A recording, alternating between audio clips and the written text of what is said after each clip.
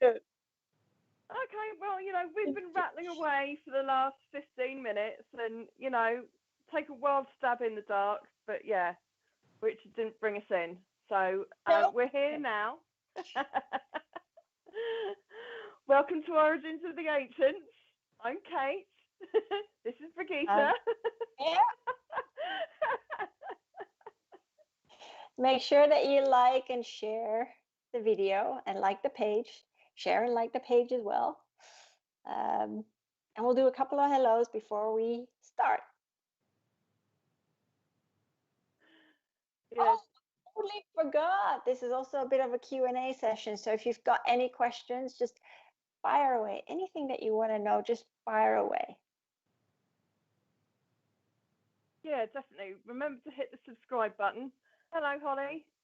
Yeah, totally forget about that. Hello, Tina. Hi, Tina. Hello, Dawn. Dawn. Hi, Paul. Hi, Paul. Right, we're all caught up. Got 4 people. Woo! Yeah. Yeah. So basically, I was rattling on about the Anunnaki as I do, and I was going to try and make it all a little bit more relatable. So we've sort of explained in past shows, who everyone is. Hi, Liz. And how they came to be here and the history of them. But what I really wanted to do was kind of relate it all over to the Egyptian, because they are all they transpose onto each other, as it were, like as if they weren't confusing enough. You've got to remember 2 sets of names, if not more.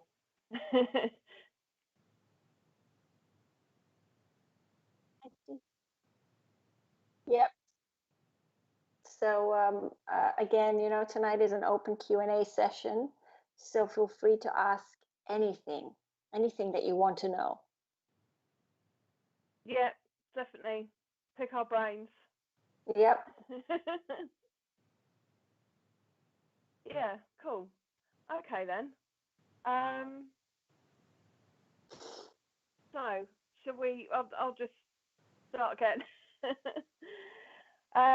So right, yeah. So you have Anu that we all know about, and he doesn't really appear to have any other names. And then you get further down the family tree, and they kind of come. Enki comes here with Enlil, his brother, and you will find other names for these people. So with Enki, you'll see in the Egyptian that he's called Ptah. And then you've got a big old book, and he'll also turn up as Lucifer, which is really interesting when you start reading into things, and the alternative Bible. And did I mention he turns up as Jesus as well? Mm-hmm. Yep, you did. Yeah.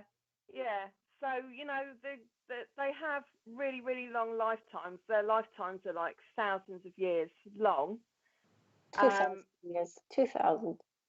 Yeah, exactly. So they really reincarnate over and over again here. So they don't just come here once.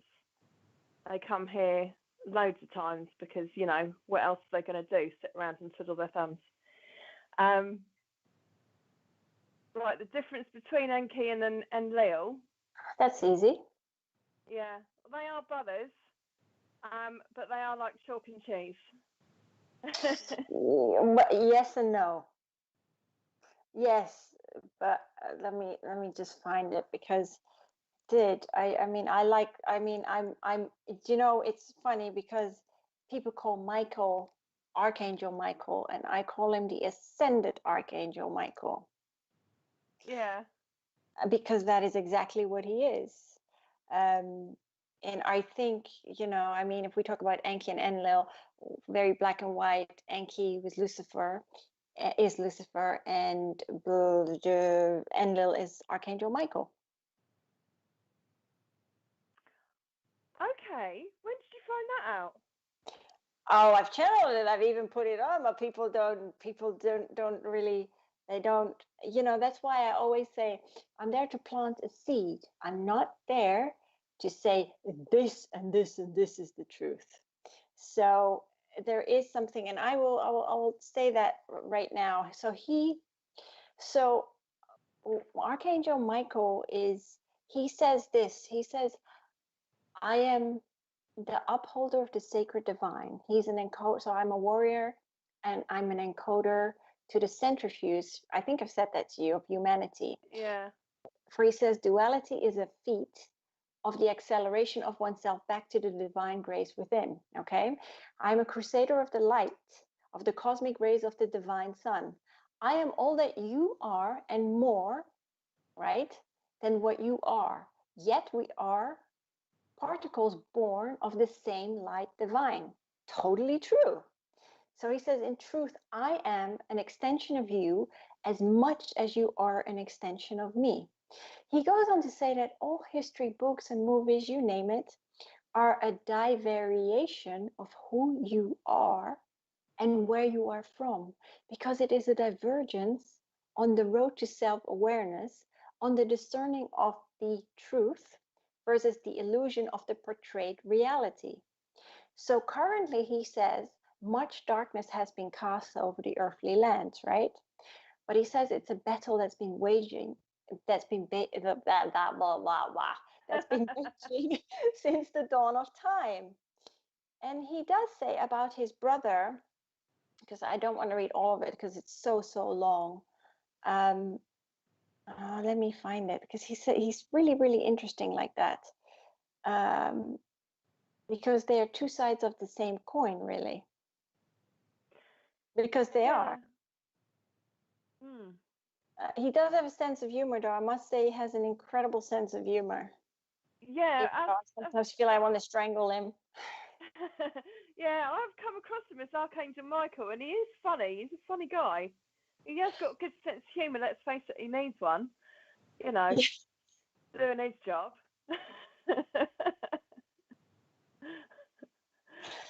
I know. Constantly clearing up after people that just don't protect themselves properly. Yeah, but you know what he says? I know. So he says, everyone's done it. He does say about his brother and himself, so about Lucifer. He says, I'm as much the dusk, the twilight of times, as my brother is the dawn of the morn. Yet we are two sides of the same coin, for one is an ending of the cycle, so that a new one can be forged from the iron's cast. Yet whilst one has free will, it is the accumulated karma that determines the outcome. Makes sense? As much as the outcome equates to the awakening of the brethren of one another, the diversity and duality forming the backdrop of the acceleration of the many in the universal grid. So the stage lit for the pandemonium. Yeah, to ensure the understanding of the dualities within each and every one of you and each other. It is not to create a divide, but to alleviate the darkness, the shadows that reside in the wells of each and every one of you, so that you have a deeper understanding of self and one another, and how one interlinks and vibrates with the world around oneself. For you see, darkness and light are merely two sides of the same coin. Make sense? Yeah, they are duality. Yes. They are duality. Absolutely. And balance. Yes. And balance and light and dark and black and white.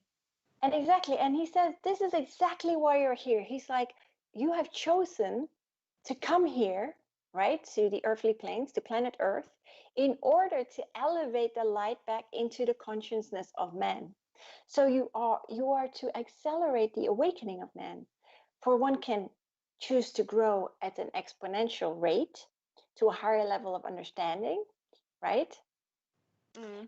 Should one choose to accept the challenge of the experiences one has so been bestowed with, right? That is entirely up to you. But challenges are opportunities, an experience, he always says, he calls life is an experiment, right? So you are the conduit of the experiment, you're right, and you create your own experiences, yet you get so bedraggled within your own experiences. It's like you're trying, like a rat, like a drowning rat, gulping for air. But it's like, it's just an experience and that's it. But yet you're also consumed by every single experience. If you learn to detach from that experience, he says, then you will see that life is infinitely better. Life is infinitely lighter for you. But it's because you have been so indoctrinated since the beginning of time, and this has gone on for many, many generations, that you have become so stuck in this, what do you call this? He's showing me the record player, a record player that keeps on playing the same song, right? And so now you have to learn to dissolve the lines of your created box, to expand your consciousness, to expand your awareness, because what you perceive to be a reality is not a reality. Okay, it is just the illusion. Yeah. Okay. Yeah, cool. He seems to be the only one that has an angelic presence. I haven't found any others. I think that's because, he's had to grow as well. So he has had to elevate his own consciousness as well, because, we're all ever evolving consciousness. And I really, really love that. And many of the archangels were Anunnaki. But we see them as angels because, of course, they are, hey, let's face it, Kate, they're like 30-foot tall beings. These archangels. And I mean, when we cross over to the spirit world, we could be tall like that too. They're even taller beings. If you go to think of the Pleiadians, I think they're about 10 foot tall. Yeah. Most races are taller than us, to be fair. Yeah. Yes. How many times have you gone into meditation and gone, oh, hello, yeah.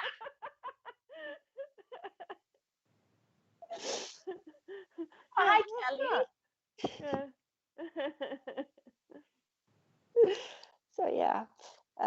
So just a quick reminder, everyone. Hi, Mary. So tonight's an open Q&A session. So fire away with your questions. We're happy to channel, to answer anything you throw at us. Oh, that's really good, Liz. Care to share? Yeah, cool. Good idea writing them down as well, because you'll probably find yourself with a bit of a story. But you know what, Kate?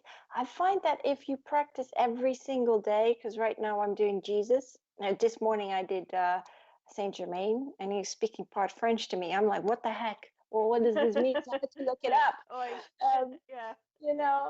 But if you practice every single day, it becomes easy. It becomes so easy because it's like it's part of you. I mean, we're all one. We're all, but it just becomes so easy. Yeah. No, I can sit and do it. I just don't, and I've recently been told off for not doing it. But So maybe you should start doing it again. Yeah, I did think about doing just like a small thing on Facebook every day. Just but yeah, we'll see. I do it.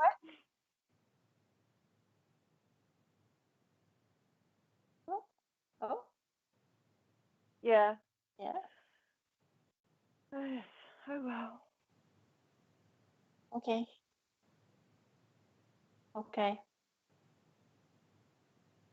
So what's next? Well, where were we? Enki and Enlil, yeah?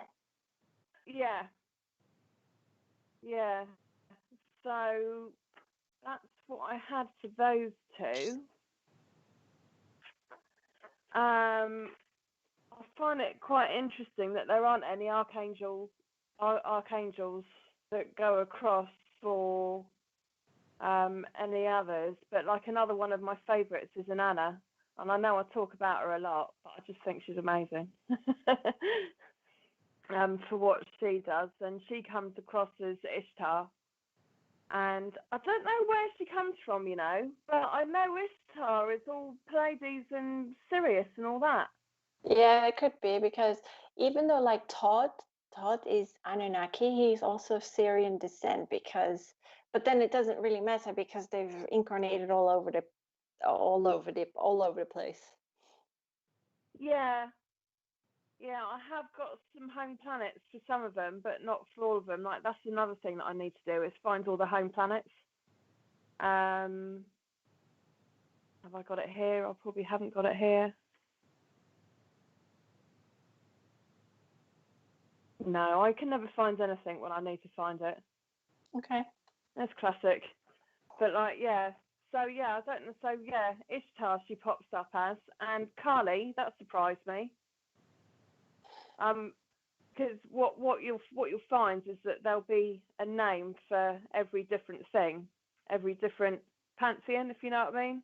Mm-hmm. And I have got there is a poster for that, but you know, like, we can put it up in a bit. So, you know, you'll have like an Egyptian, an Anunnaki, a Roman, you know, and the same gods come down through each pantheon. So like, I really like that, because it just makes it relatable for everyone. But I suppose with each sort of time and space you need to have something relatable. Yep. So what does that say? I've got Stazar. Yeah. Star, Esther, and Dolpheus from Sirius. Mm-hmm. Oh, that's cool. Yeah, it's nice there. Because you've got A and B planet as well. Mm-hmm. But it is nice there. Lots of water on Sirius B. What is there? I have friendly Rex as well. They are working with the light. Yeah, there are some good ones. Oh, the Arturians, yeah, they're sweet. I like them. They're healers. They're really down to earth. They're really easy to talk to, and they've got a cool uniform. Yes, too. It's like dark blue and gold. You know, it's all like tassels and stripes and stuff. It's like, you know.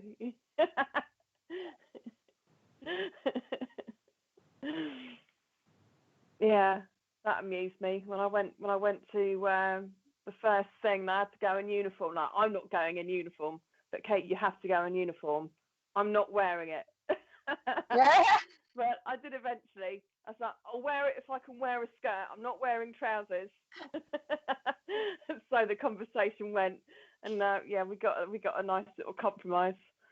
But yeah, it's funny. They're nice, actually. I like working with them. Yeah, there are many Arturians. I mean, Krishna was an Arturian. You know, many of the Hindu deity, the Hindu gods are Arturian. Yeah, they're just what's that? Quite interesting. They are blue, but in our atmosphere they're orange. So if you see them as orange, it's because the skin is kind of oxidized. You know, because when I first saw them as orange. And no, we're not. We're blue. I was like, well, why do I keep seeing you as orange then? And it's like, it's the oxidization that makes us look that colour, but we're not. We're blue. Mm. So yeah, that was quite interesting. I mean, that said, I have met a few that aren't blue, but you know. Yeah. Very cool.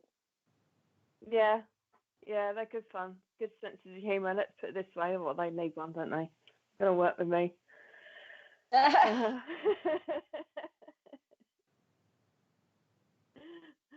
Yeah. You know, they're all about.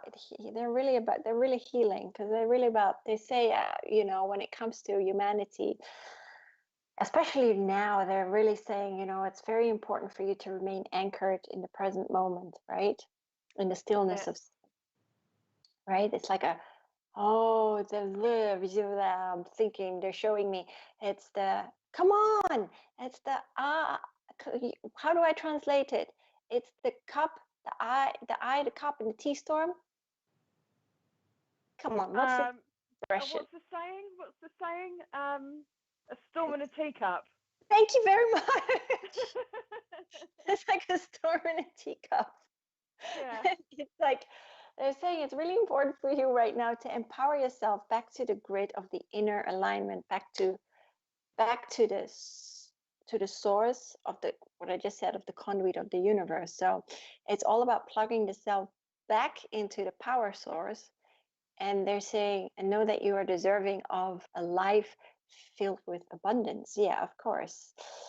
And so you know, we're all energy, and sometimes people don't understand that. They think you're this, they're saying you're not this solid mess, you know, and they're saying like energy equals to consciousness, and you are consciousness. Yes.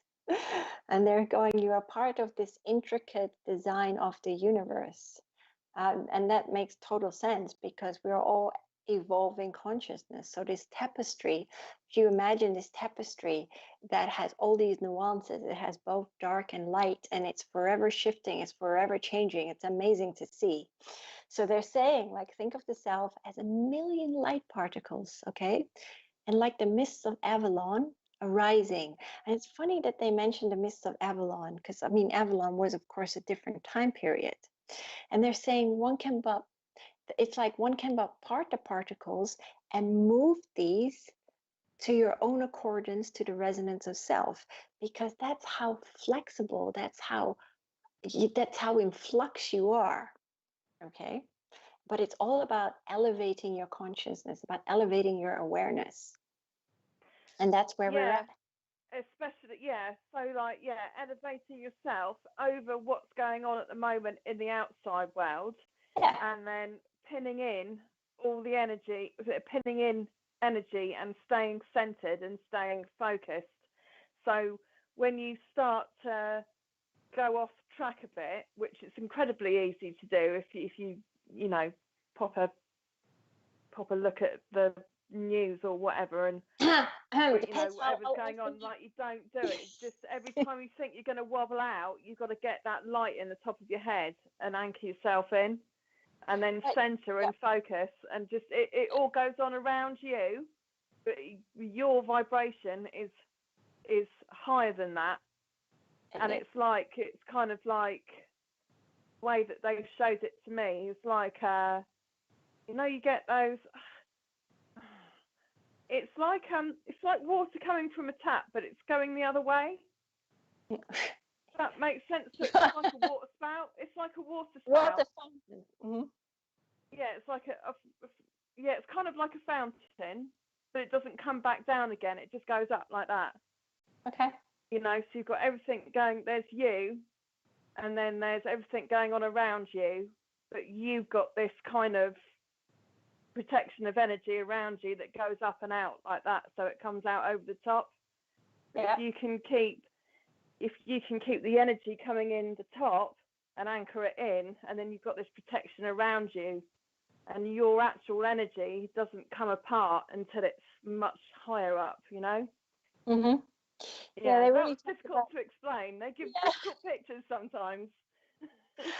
It's really about what they're saying as well, is like lifting the veil of misunderstanding and of misalignment, right? And they're saying actually it's really not that hard, but it's because of the denseness, that one has signed up for, because we've all signed up for this experiment, and so it's the denseness one has signed up for in the rebirthing of, your current life. So they're saying that change is not the biggest challenge, but it's actually one's greatest opportunity.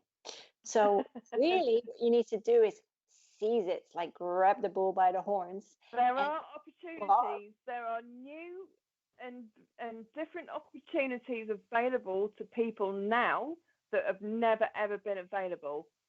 So they're saying is seize it, and embark on the greatest epic adventure of your journey of life, because that's what it is. But because you've been so boxed in, because you've chosen to, okay, fine, to compromise and become so boxed in, that you have forgotten to see your own truth, your own light, your own true authenticity.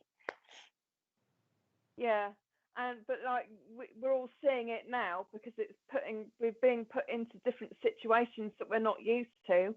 We're seeing people's true forms come out, and we're seeing people's true forms come, and it's a very different playground to what it used to be, but it's so different. Like again, the opportunities are there.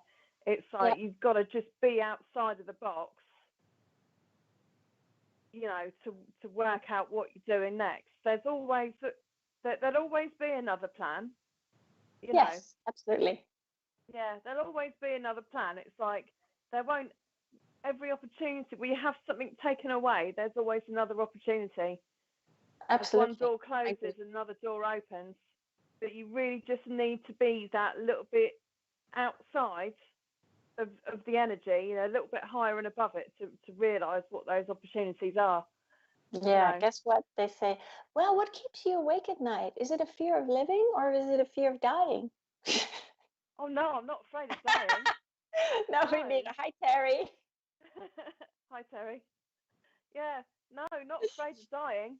No. Maybe in the past, yeah, but now, Oh, no. No. No, I would admit I haven't been tested recently, but but yeah, no, I don't fear it the way that I used to. It's really about what they say. The Arturians are really about, but that's what they all say. Even Archangel Michael, it's about taking back the power of the I am, right? It's taking back the power of the love of self. And it's also about healing and transmuting all emotional trauma and imbalance that you have kept in, because love is the key to setting the self free. It's also to unburden the burdens that have forever weighed one down. And they asked, to what end? To suffer but the intolerable pain caused by one's own drama. Yeah. One's own creation of the energetic junk heaped upon oneself. Yeah, absolutely. But that is a choice, right? But it's really about breaking the barriers of one's own illusion. And that's why they always talk about the illusion and reality. And that's why it's always about 3D and 5D. If you choose to remain stuck in the 3D, right? The fear, the ego, believing in the separation, then that is okay, but then you're stuck in that dogmatized world. And sometimes they go like, it's like injecting that slow, they've said this to me, it's like injecting a slow poison, right? Because you're drip fed with the same poison, the same conditioning time and time again. So what if you change the medication thereof, right? Yeah. Yeah, no, totally. And people choose to live in the restricted, it's learning to live in the unrestrictedness of self, and actually living in the flow of the abundant being that you are. But we don't.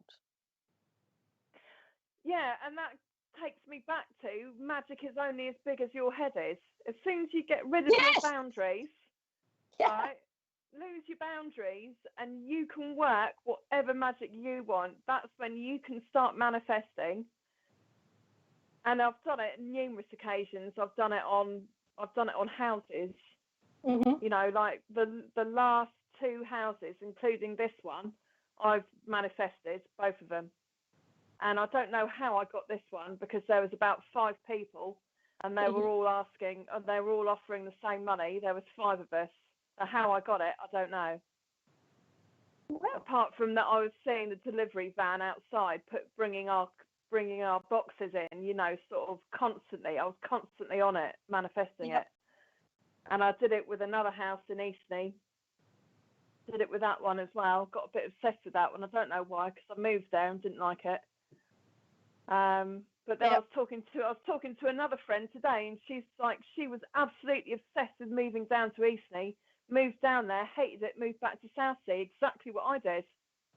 It was, funny down there it is. But yeah, I couldn't wait to come back after I'd moved down there. What have I done? I'm sitting down here. So yeah, but once you step out of that, you work out that you can conjure up basically anything, really. Yeah, it's very true, and I mean, our Archangel Michael says this about that. You are a multitude of manifestations in a multidimensional reality. Okay, so it's the blending of past, present, future. So past, present, and future timings, creating the you of who you are. Yeah. Yeah. Well, you make your own timeline, don't you? Yep. You sort of say, am I going to sit around in this reality, or am I going to have this reality? And the answer is, I'm going to have this one, because I'm not going to have anything that. And I'm constantly saying that's not my timeline. Yeah. And people talk to me about the news and stuff like that, and I'm just in my head going, no, it's not in my timeline. It's just not. It's just not going to be that way. I mean, I'm not a fluffy love and lighter. You know what I mean? I'm aware of what the realities are, and what can happen and what could happen and whatever. But I'm just sat there going, this is not my reality. This is, and I think that's what people have really got to do at the moment. It's quite interesting the way they've done it, though, how they've done the timeline split. Because, I don't know if you were sat around maybe like 5 years ago going, oh, how are they going to do this timeline split? How are they going to split between 3D and 5D? And then you've got some people saying, oh, the ships are going to come and get us off and we'll go to another planet. And other people were saying, well, the 3D people will carry on their existence on another planet and we'll stay here. And I was like going, no, I can't really see it. I don't think that's how it's going to happen, sort of thing, and then what's happened in the last year has happened, and I've gone, well, how very clever, the way that they've made that 3D, 5D timeline split, and even amongst the spiritual community, it is shocking. Oh, how I know. The divide is just, it's absolute, and it surprises me. Yeah, it's what we're talking, and I don't want to get into politics and all that stuff because it's not about. But I will say, and I channeled this from the Pleiadians months ago, and it's like and where they told me, and a friend of mine asked me this yesterday because she lives in the state and she's so worried, and it's not.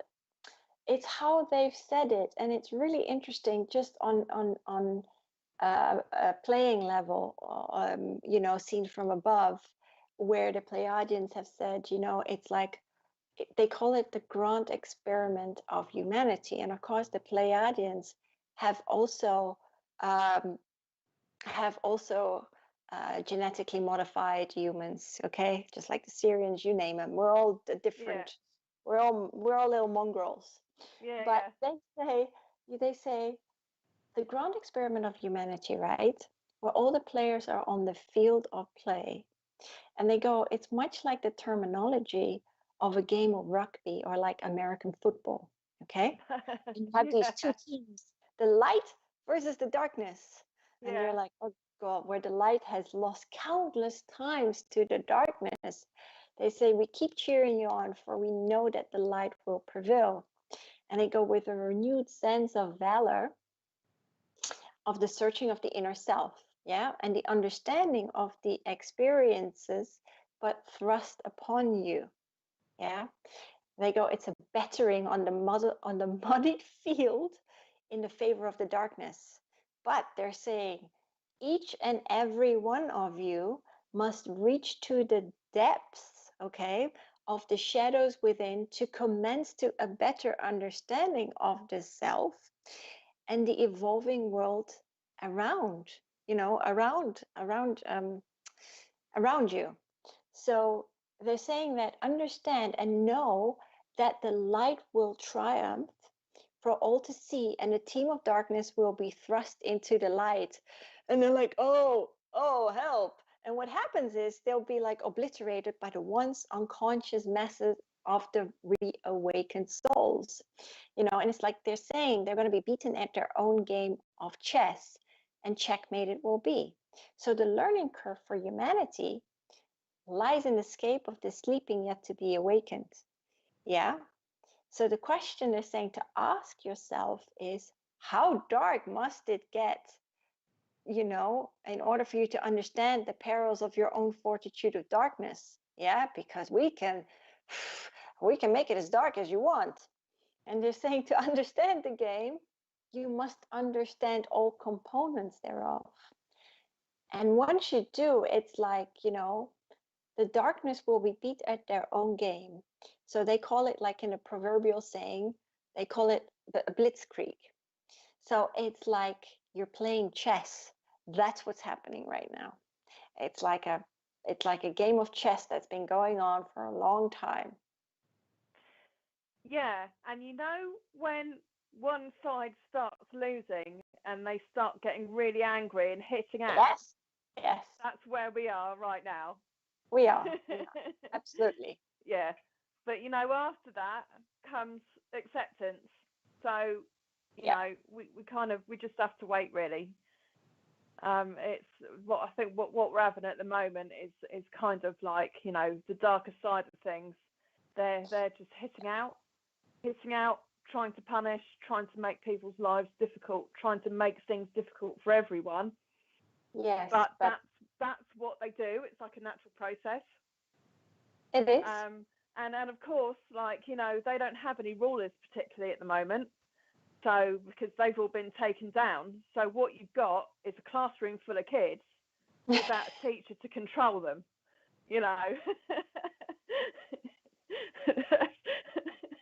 I get stuff so different to you. You've got a classroom full of kids and no teacher, right? Because the teacher's gone AWOL because they've gone, oh my God, I'm just going to go and save my own skin. I'm not having anything to do with this. I've been taken out of my role, and the classroom's gone mad, So that's kind of where we are, I think. Yeah, no, I agree. I mean, but they'll tire themselves out, they'll have a little sleep, and then when they wake up, they'll feel a lot better, and kind of see the sense of things. I know. I'm so far beyond 3D reality now. I love it. I love it. Honestly, it's like, you want to give me a month off? Fine, Okay. I'll have a month off. And the time goes so quickly. I've been really busy, because I'll go out and see people, or I'll go to the shop, and I've had some click and collects here and there for people, and so what with one thing and another, I don't know where the time's gone. I'm absolutely livid. I've got to go back. However, I am looking forward to another little break in January, because I think we might have another little break in January. So really? I'm looking forward to that. Yeah, I reckon, because we're all getting together over Christmas, so there will be consequences for that behaviour that we've, just as it is. It is what it is. I think. I don't know. We'll have another little vacation. I don't mind.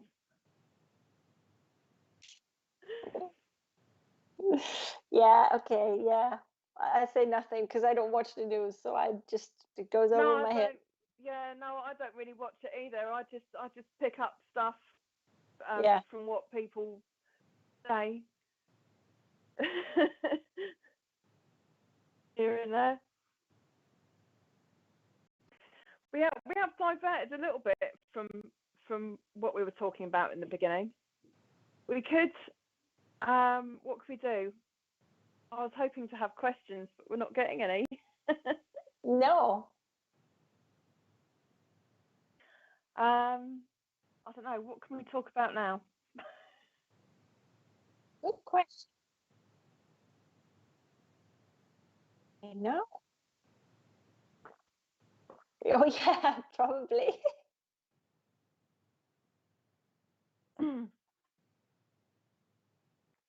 Okay, right. Somebody chuck us a question then. Come on.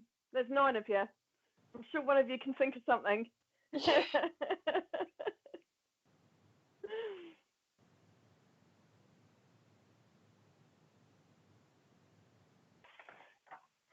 Right. Yes.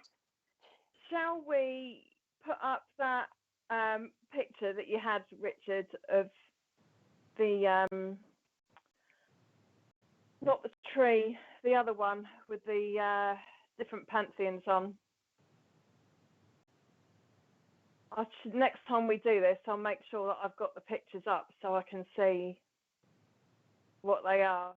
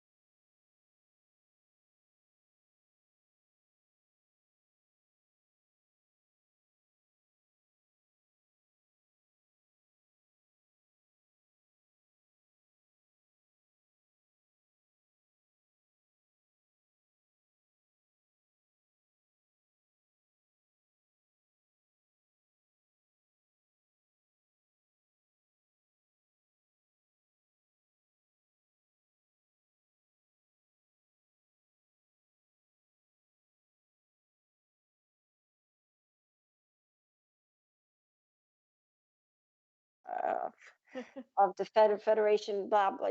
Good Lord, I can't even think. Captain of the Galaxies, or I tell you, they've got a good sense of humour tonight. Good. Let's start trekking across the universe. But Sanat Kumara, I love him. He is so. Ashtar falls under Sanat Kumara. Yeah, we was talking about that the other week. Yes, we were. And then you've got Sananda. You call him Jesus. I call him Sananda. So he's part of that council too. Right. Okay. So they're on the same council, or is he like his boss? Because there's one above him, isn't there? Well, Sanat Kumara is Ashtar's boss. Yeah, that's what I meant. Yeah. Merlin and Arthur? Why do you want to talk about Merlin and Arthur? That's Saint Germain. Merlin is Saint Germain, and Arthur is El Moria, the Ascended Master El Moria. Yes, Saint Germain. Where is he based? El Moria is based in India. He's got his council in India. Yeah, of course. Darjeeling, that's it. Oh, that's right. Yeah. Yeah. Saint Germain, where is his council?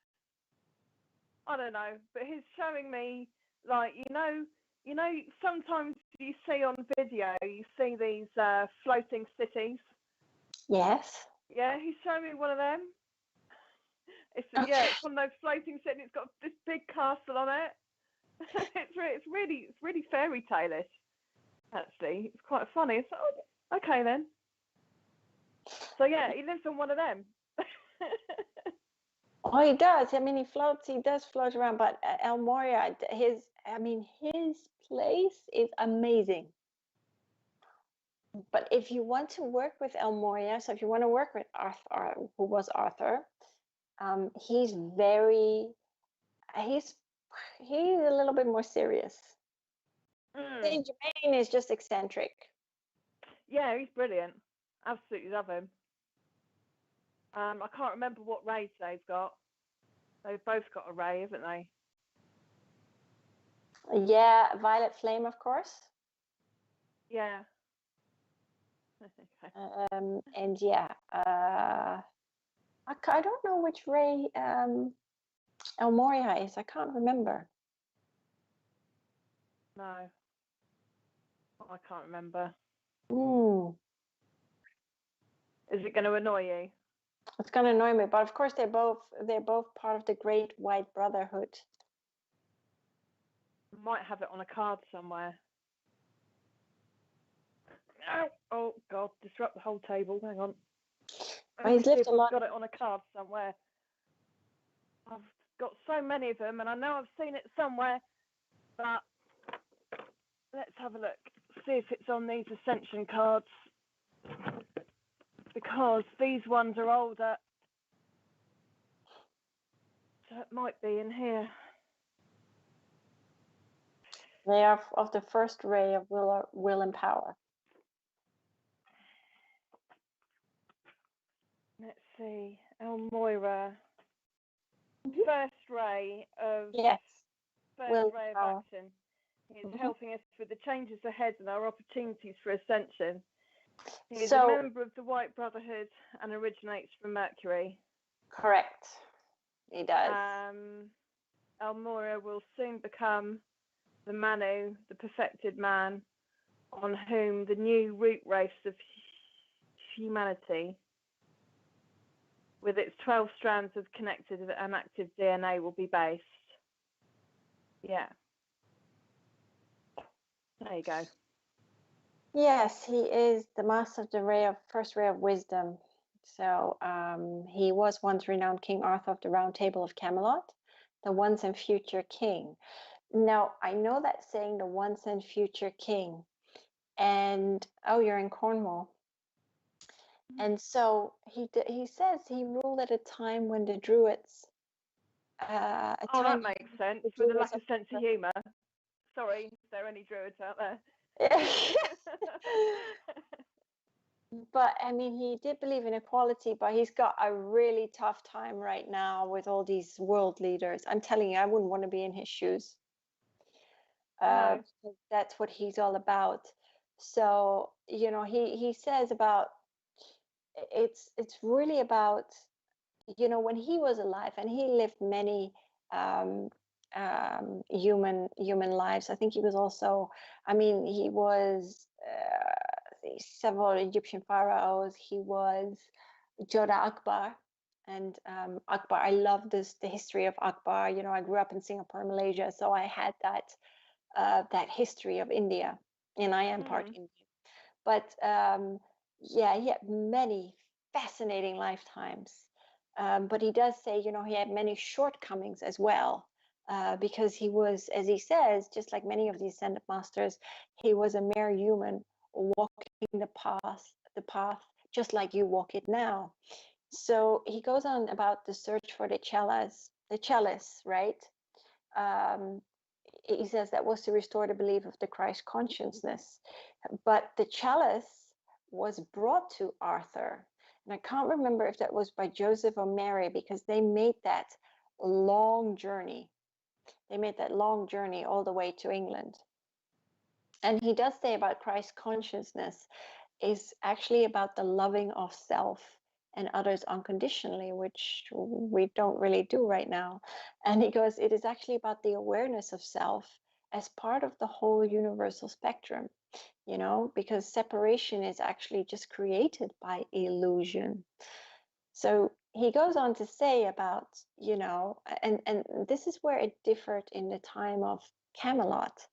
So one has now disconnected from the whole in order to undertake the journey of the remembrance of self by undertaking the human experiment. So the embodiment thereof, right? And he always talks the same as like Saint Germain. It's about reverberating back in the power of the I am, as opposed to I am not. He goes, for I am the I am in all that you are, as you are the I am in all that I am. Yeah. Yeah.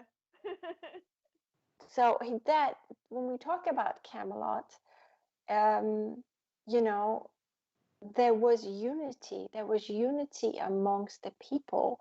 He did not create.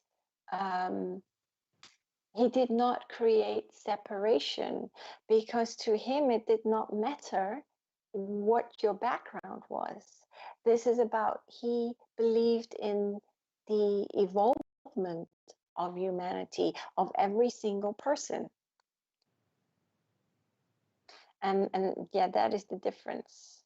I mean, and you had, you know, I actually love, I don't think I mentioned this last, yeah, I'm sure I mentioned this last time. The last movie of Transformers, The Last Night. Oh yeah, you said. Talks about the Anunnaki in the narrative, the underlying narrative.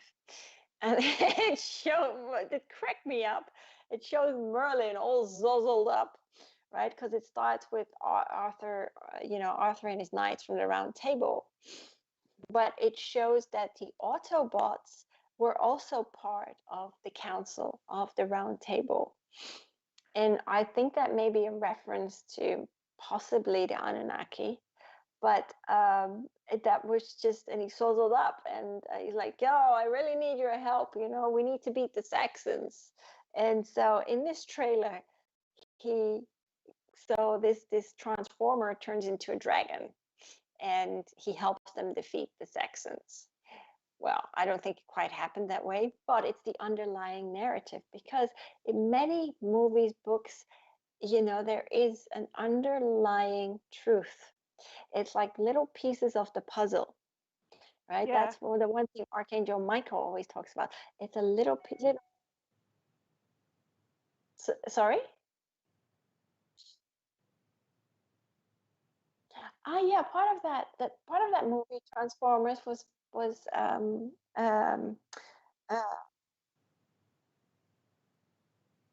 Part of that movie was filmed in Portsmouth. Richard's just whispering in my ear. I remember that. Yeah, and I rewatched that movie, and it's just, you see it because you see the Autobots and the Decepticons, and you see that this war has waged since the dawn of time. So, yeah. Mary Dixie says Joseph Arimathea. Yes. He made a journey to the UK. I just have flashes of Monty Python going through my head then. Oh.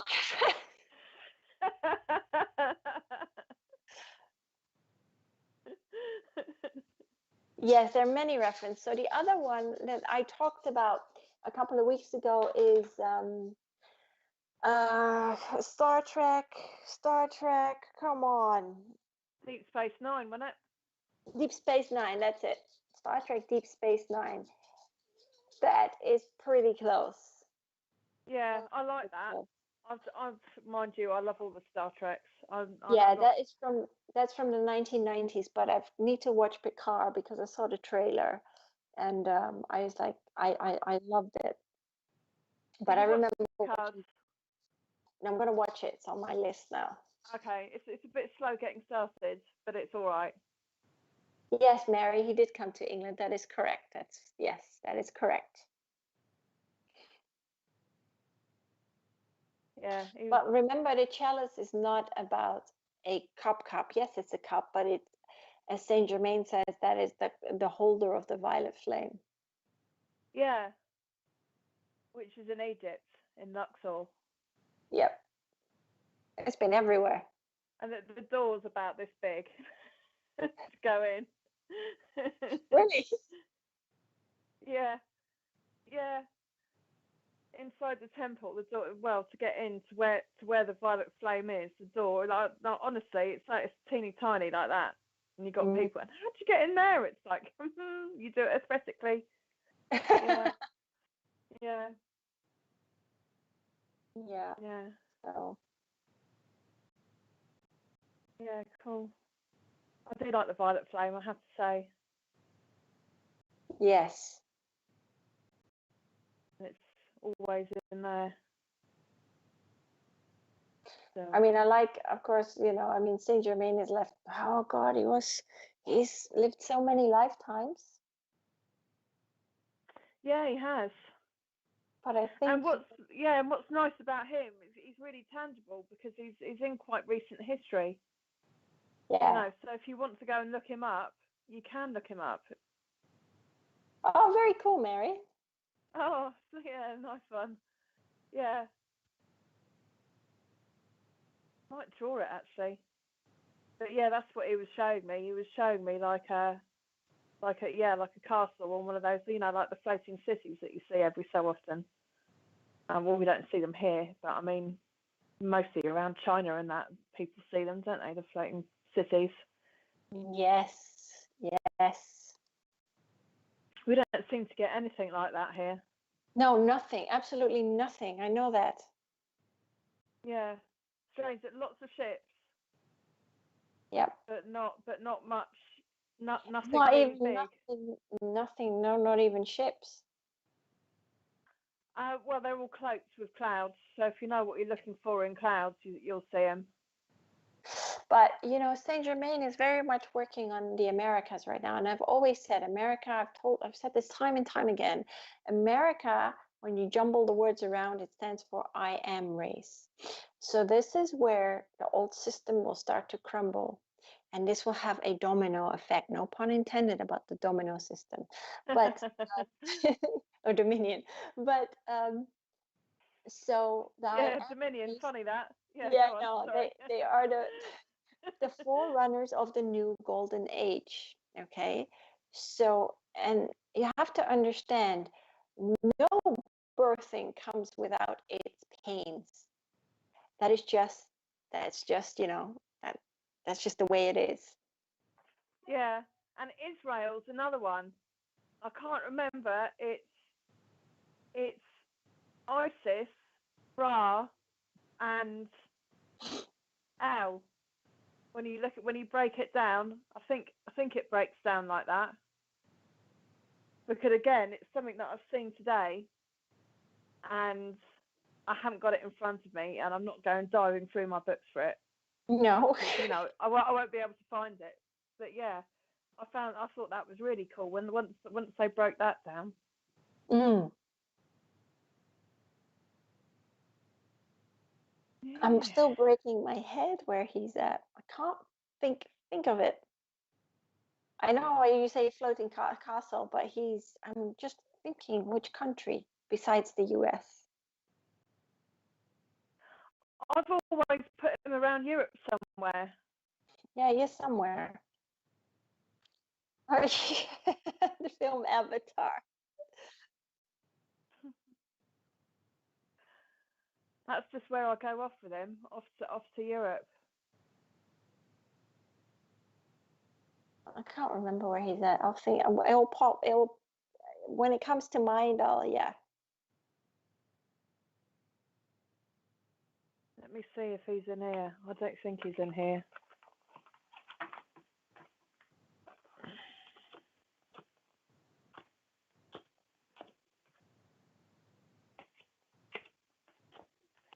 These aren't cards that I even used. I haven't taken them out of the box for ages. Oh, which ones are those? It's those. Oh, I don't know. Diane Cooper. Okay. Well, yeah, I don't really sort of use these anymore. I would have thought he'd be Saint Germain. There you go.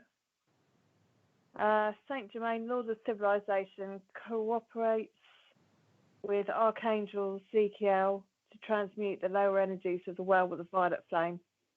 I know where he. Go on. He's in several. So I told you the states. He's in the Table Mountains area, Wyoming.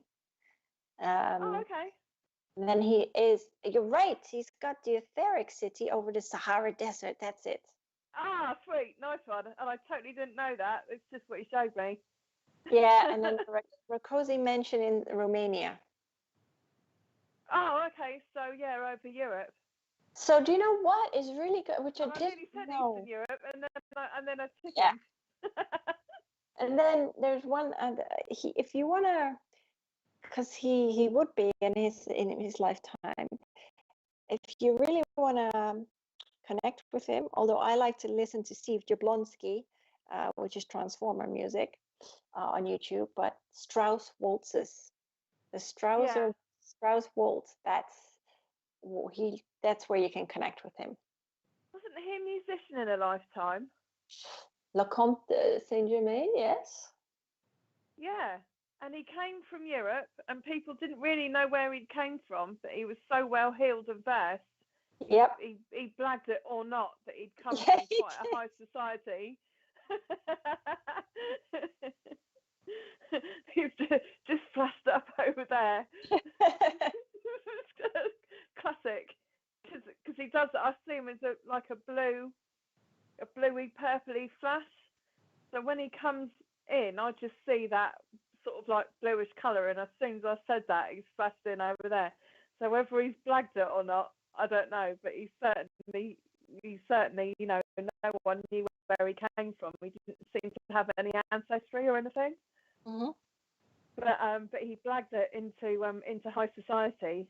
He did. And yeah, and he was a musician, but he wasn't known for being a musician. No, he was known because he kept coming in and out, and it didn't matter. 100 years later, he still looked very young. Yeah. Yeah, it's a bit Highlander, isn't it? Did he do a Highlander? Absolutely. And then discover that you just can't walk around looking that young all the time because people will start saying things. I know.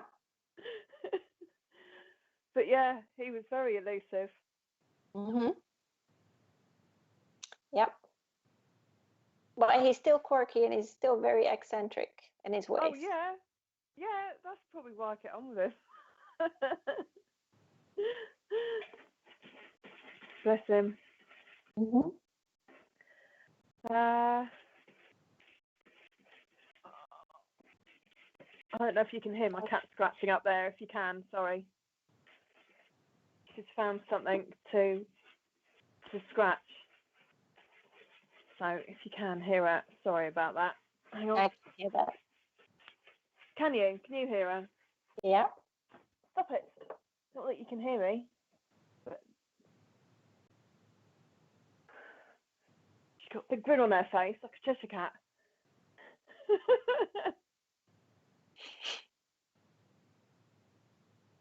Okay. Got any more questions coming in? Yeah, I think we've got time. We've got time for.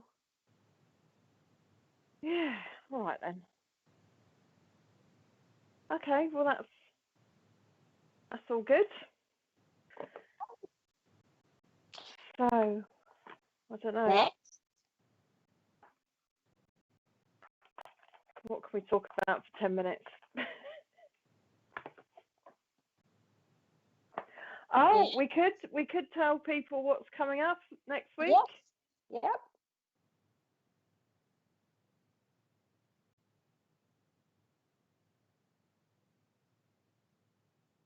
We've got. I can't read that. I can see it next.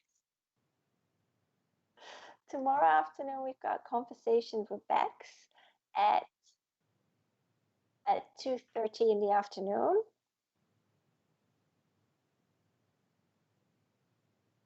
And this is where you can ask any questions regarding anything spiritual.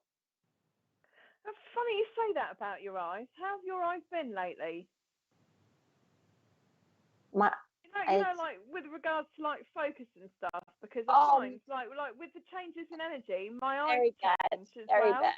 They've been really bad. Like this week, they've been shocking.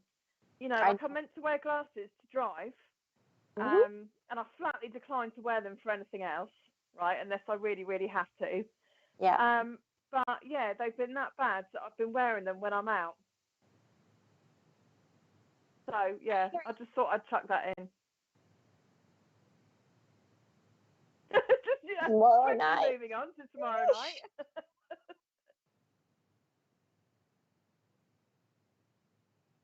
So tomorrow night we've got a demonstration of mediumship with Deb Clark at 8 p.m.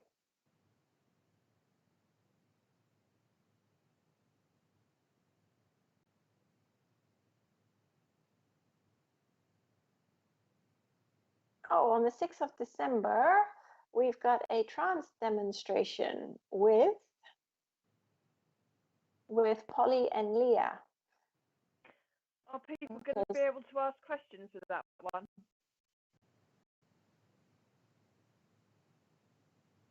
Right, okay. So, yeah, it's all on Zoom, and you will be able to ask the medium questions.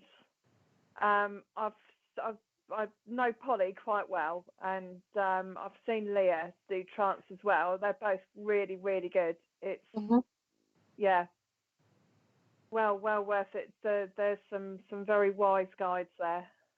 Amazing, actually. Okay.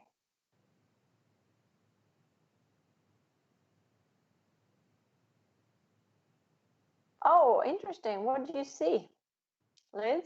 Another lucid dream last night. I could see future things. Oh, brilliant. You know what? I'm absolutely dying to know. I have this dream. I don't get it all the time. But it's it's boats in the sky. Really? Yeah. Okay. Yeah, but like some are big ships and some are small boats. And that makes depending sense. on what's going on around me, you know, people are like not panicked or not bothered or taking pictures or whatever. And in the last one I had that was like that, I was taking pictures of this big ship. But it was a boat, not a, you know, a boat ship, not a ship. And on my phone it took a picture as a light ship, but on to the plain naked eye it was a boat. It was like, but it's such a real dream. It's like it's got to mean something. But I've never made any sense of it really over apart from that. I did go on to one thread. I said, oh yeah, I could see boats in the sky, and then I took the picture. It turned into a light ship, and I can't remember which archangel it was. It's like, oh yeah, you know, you'll be able to see the ships when they come. I'm like, well, I should really hope so too, you know. And so yeah, I'm kind of hoping it's really weird, like gauging the reactions of people around me sort of tells me a lot about the way people would react to it and stuff. Yeah, interesting. What is hovering about 5 to 6 feet above the ground? And that's in the Sahara. I have no idea. I don't know.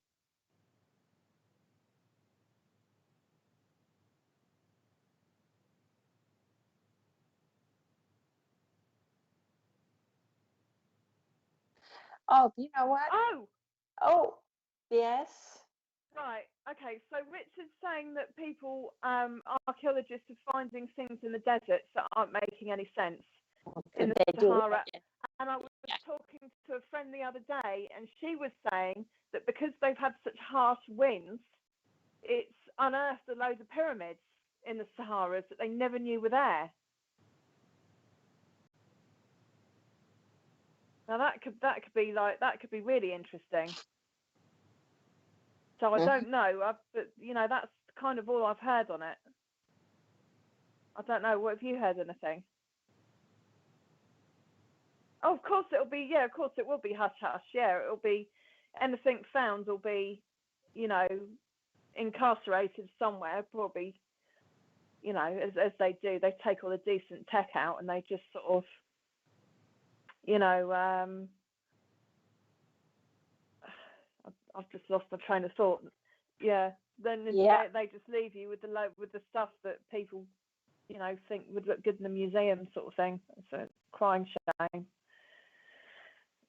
Yeah.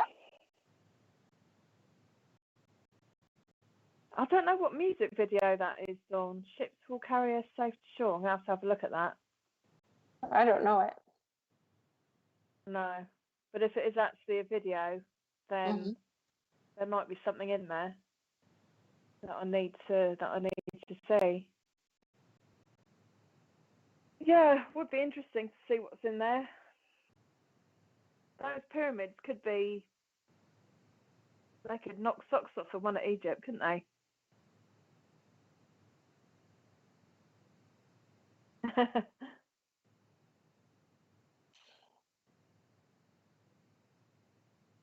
Yeah, it's Well, amazing. I mean, you can't keep the truth. You can't keep a lid on the truth. Eventually, more stuff and more things are coming to light.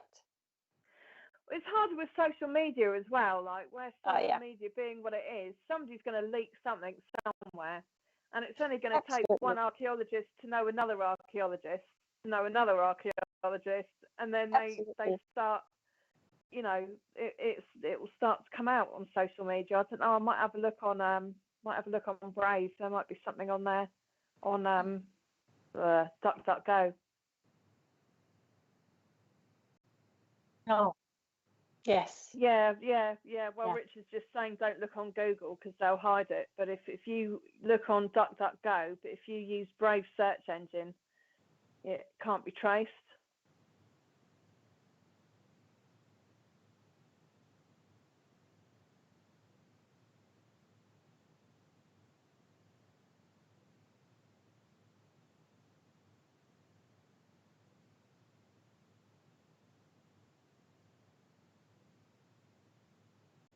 So, right. Yeah, Brave does the same. Rich is just saying that there's one called Por, P-O-R, and it doesn't track you. T-O-R. Sorry, Tor. Well, that makes sense, isn't it? And so yeah, and it doesn't track you, but Brave doesn't trace you either.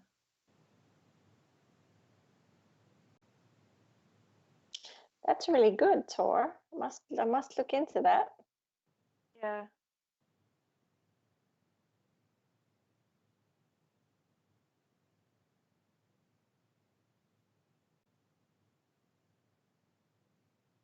Right, yeah. So Tor doesn't.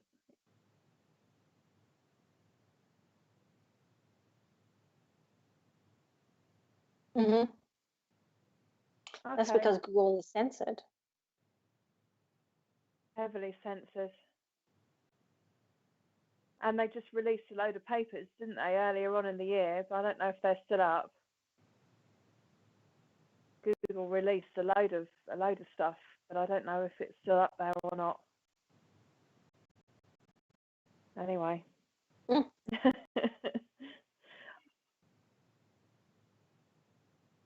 Okay. Although there's loads of different things you can use now so as not to be tracked, and I really, really like that, because like a few years ago there wasn't anything to sort of keep yourself hidden, but now you've got messaging stuff like Jitsi and Signal and Telegram and all those, and if you sign yourself up to them, that no one can really see what you're doing, which is really nice. Yeah. What's a VPN? Yeah, get yourself a VPN. Mm-hmm. Oh, VPN. What's a VPN? VPN. It's oh, for Pete's sake, man, what's the thingy? It's a Yeah, it does. Oh, yeah.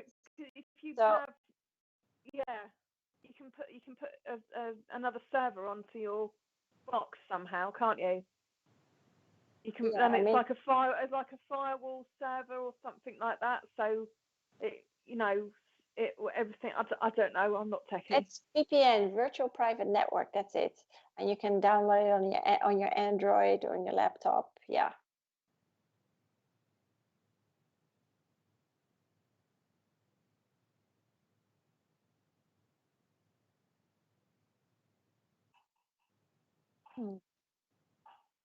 Oh, okay. Yeah.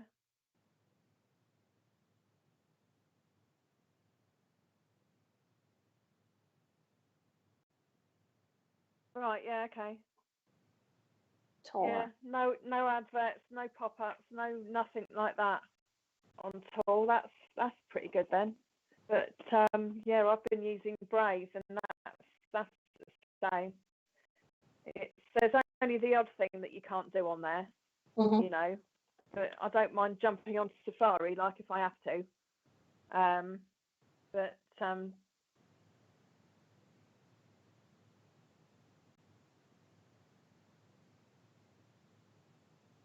Oh yeah, you know, Richard has this hatred for everything Apple, but I love him. Me too.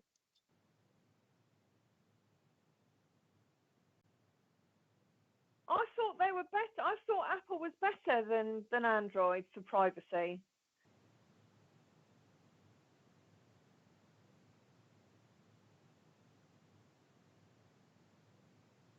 I honestly thought that Apple was better than Samsung in that, because they I didn't think they gave much away.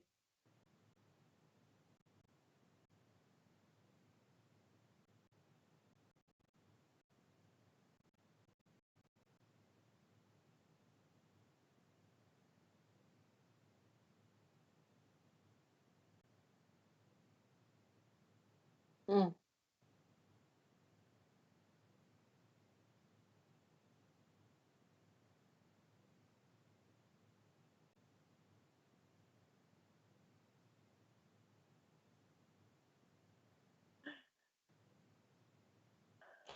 Okay, scathing reports we're hearing here for Apple.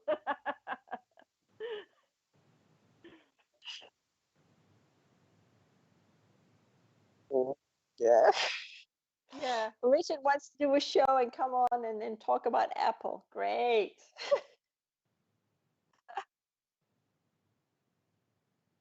Yeah. Okay then. Okay. Call it a wrap, shall we? Yes. Okie dokie. Well, thank you everybody for watching. Yeah, thank you for watching our banter tonight. And we'll see you next time. All right. Cheers. Bye. Good night.